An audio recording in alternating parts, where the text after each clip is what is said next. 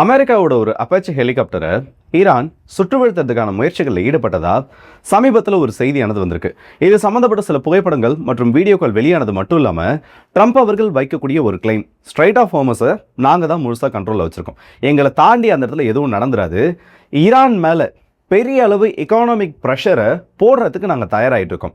குண்டுகள் அல்லாத ஒரு சூழல், அதாவது யுத்தத்தில் டைரக்டாக அவங்கள தாக்காம ஏவுகணைகளை வீசாம இந்த எக்கானமிக் ப்ரெஷர்னாலேயே நாங்கள் ஈரானை பணிய வைக்கிறதுக்கான முயற்சிகளில் ஈடுபட போகிறோன்னு சில செய்திகள் வந்திருக்கு. அவர் ஒரு ஸ்டேட்மெண்ட்லையும் கிட்டத்தட்ட அது உறுதியாயிடுச்சு. ஆனால் இது எந்த அளவுக்கு பாசிபிள்னு பார்க்குறப்போ அதுலேயும் சில பிரச்சனைகளானது இருக்கு. ஸோ கடந்த 24 மணி நேரத்தில் ஈரானில் நடந்திருக்கக்கூடிய சில முக்கியமான அப்டேட்ஸ் மற்றும் ஐஆர்ஜிசிக்கு பல முக்கியமான கமாண்டர்ஸை ஈரானுடைய சுப்ரீம் லீடராக இருக்கக்கூடிய மொஸ்டபா கமேனி அவர்கள் நியமிச்சிருக்காங்க. அவரில் ஒரு சில ப்ரொஃபைல்ஸ் எல்லாம் பார்த்தீங்கன்னா ஈரானில் நிறைய அதிரடி மாற்றங்கள் நிகழ்றதையும் அது காமிச்சிருக்கு. இது எல்லாத்தையுமே இந்த ஒரு பதிவில் பார்த்துலாம். ஸோ வாங்க வீடியோக்குள்ளே போயிடலாம். நான் உங்கள் வாழ்க்கை இது தமுகேஷ் வழங்கும் டிபி ட்ரெண்டிங்ஸ்.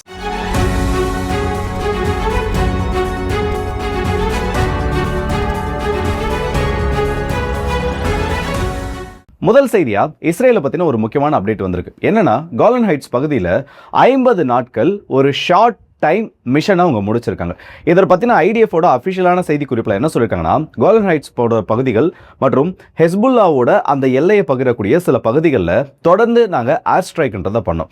இந்த ஏர் ஸ்ட்ரைக்கோட ஒரு விளைவாக 300 ஹெஸ்புல்லாவுக்கு சொந்தமான tunnel networks, drone launching sites மற்றும் வெப்பன்ஸ் டிப்போட், சுரங்கங்களில் இருக்கக்கூடிய ஆயுத சேமிப்பு கிடங்குகள், இது எல்லாத்தையும் நாங்கள் அழிச்சிருக்கோம். ஹெஸ்புல்லா ஃபைட்டர்ஸோட அந்த கேஷுவாலிட்டிஸ் பற்றின அப்டேட் எதுவும் வரல. ஆனால் அதிகப்படியான ஆயுதங்கள், ஒரு 80 டன் அளவிற்கும் அதிகமான ஆயுதங்கள் இந்த ஸ்ட்ரைக்ஸில் அழிக்கப்பட்டதா ஒரு செய்தி சொல்லியிருக்காங்க. இதில் பெரும்பான்மையானது ட்ரோன்கள்னு சொல்லியிருக்காங்க.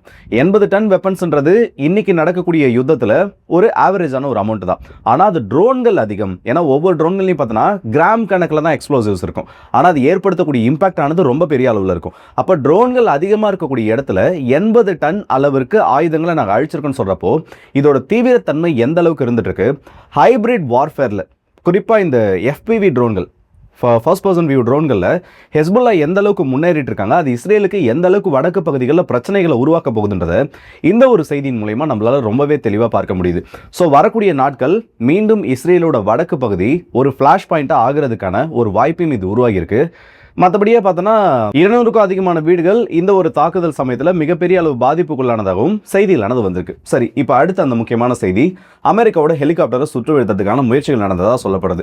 ஈரானோட டெரிட்டோரியல் வாட்டர்ஸ், அதுவும் குறிப்பாக சொன்னோன்னா இந்த ஸ்ட்ரைட் ஆஃப் ஹோர்மஸ் பகுதியில் சில நாட்களுக்கு முன்னாடி ஒரு அப்பாச்சி ஹெலிகாப்டர் சுற்று வீழ்த்தப்பட்டுச்சு.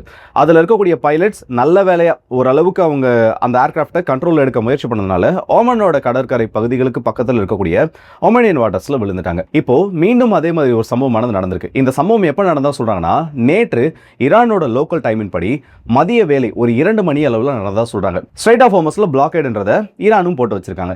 அப்படி இருக்கக்கூடிய நேரத்தில் ஈரானோட ஸ்பீட் போட்ஸ், அந்த வழியாக வரக்கூடிய கப்பல்கள், மர்ச்சன்ட் வெசல்ஸை இன்டர்செப்ட் பண்ணுறதுக்காக 30ன்னு சொல்லக்கூடிய எண்ணிக்கையில் ஈரானால் தயார்படுத்தப்பட்டு அந்த பகுதிகளில் ரோந்தில் ஈடுபட்டிருக்கிறதா அமெரிக்காவுக்கு ஒரு தகவலானது கிடைச்சிருக்கு. ஸோ இதை அவங்க வெரிஃபை பண்ணுறதுக்காகவும் அதன் மீது நடவடிக்கை எடுக்கிறதுக்காகவும் 3 அப்பாச்சி ஹெலிகாப்டர்கள் இந்த பகுதியை நோக்கி தன்னோட சர்வேலன்ஸ்க்காக போயிருக்காங்க.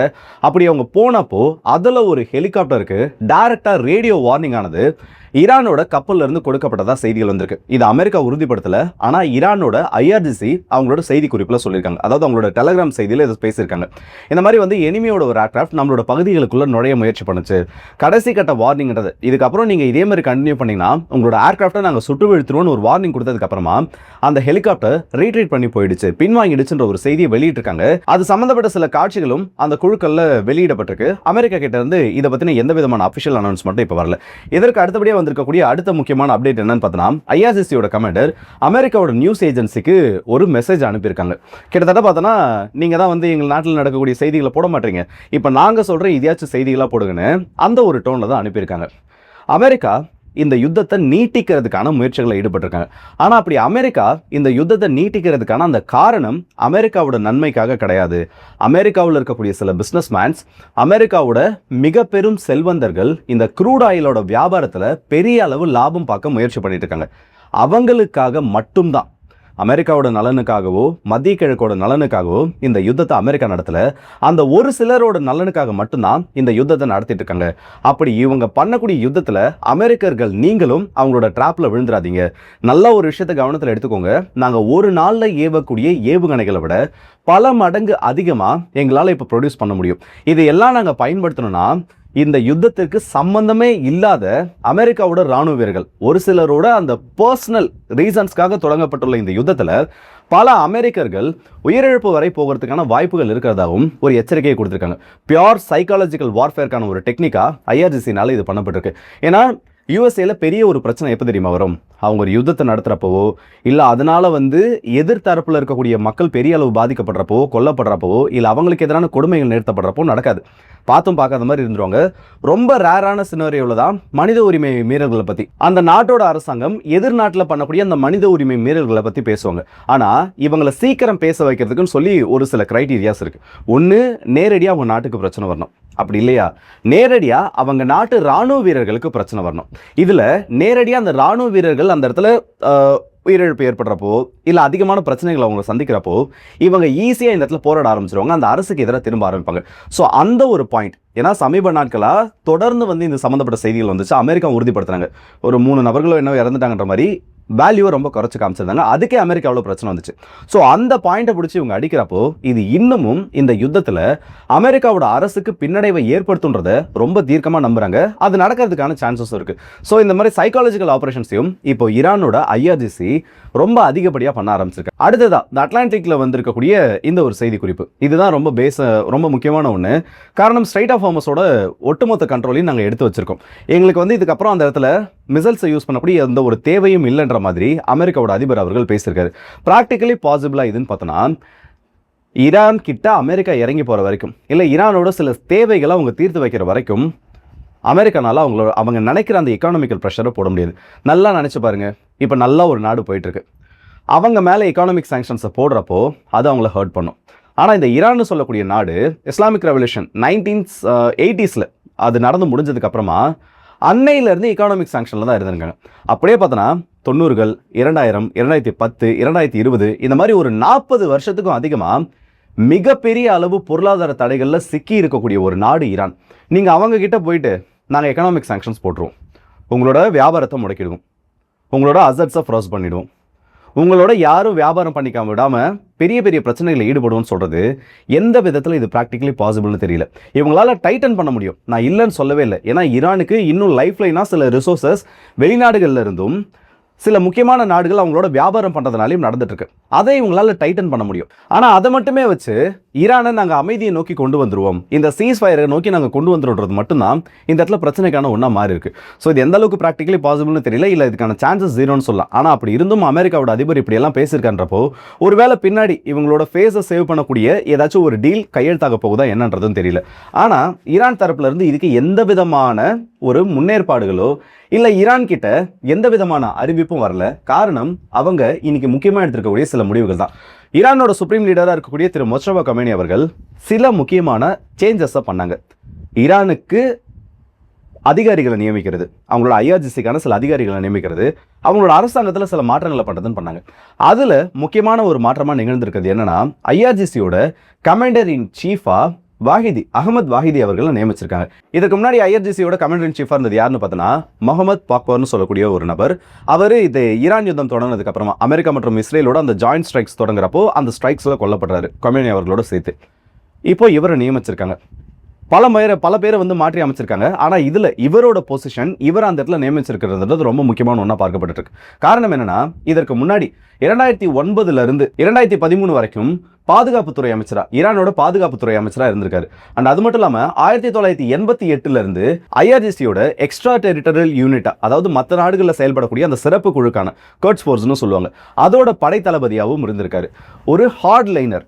IRGCக்கான சில முக்கியமான முடிவுகளை எடுக்கிறதுல ரொம்ப ப்ரோ ஈரானா இருப்பாங்கல்ல, அந்த மாதிரி இருக்கக்கூடிய ஒரு நபர். இதற்கு முன்னாடி இருந்த மொஸ்தபா கமேனி அவர்களுக்கு முன்னாடி அவரோட தந்தையா மற்றும் ஈரானோட சுப்ரீம் லீடராக இருந்த அயத்துல்லா கொமேனி அவர்களோட அந்த பர்சனல் இன்னர் சர்க்கிள் இருக்கும்ல, ஏதாச்சும் ஒரு முக்கியமான டெசிஷன் எடுக்கிறப்போ அந்த டெசிஷனை இன்ஃப்ளூயன்ஸ் பண்ணக்கூடிய சில நபர்கள், அந்த மாதிரி ஒரு இடத்துல இருந்தவராகவும் சொல்லப்படுறாரு. அண்ட் அது மட்டும் இல்லாமல் இஸ்ரேலுக்கு எதிரான ஏகப்பட்ட ஆக்ஷன்ஸில் இவரோட இன்வால்மெண்ட்டும் இருந்துட்டு இருக்கு.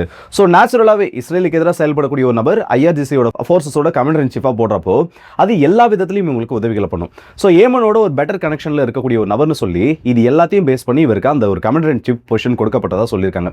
இது எந்த வகையில் மாற்றத்தை கொடுக்க போகுது, இல்லை இது எப்படியெல்லாம் IRGCக்கு புதுசாக ஒரு உத்வேகத்தை கொடுக்க போகுதுன்றதெல்லாம் அடுத்த கட்டம்.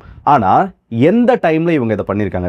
இஸ்ரேலுக்கு எதிராக செயல்படுறது, சவுதிக்கு எதிராக செயல்படுறது, ஏமனுக்கு ஆதரவாக செயல்படுறது, இதெல்லாம் தள்ளி வச்சிருங்க. நேச்சுரலாகவே இஸ்ரேலுக்கு அகேன்ஸ்டாக தான் செயல்பட போகிறாங்க. சவுதியை அப்போஸ் பண்ணுறதா இல்லை அமெரிக்காவோட ஈடுபாடுக்கு ஏற்ற மாதிரி அந்த முடிவுகள் எடுக்கிறது தான் இரண்டாவது பட்சம்.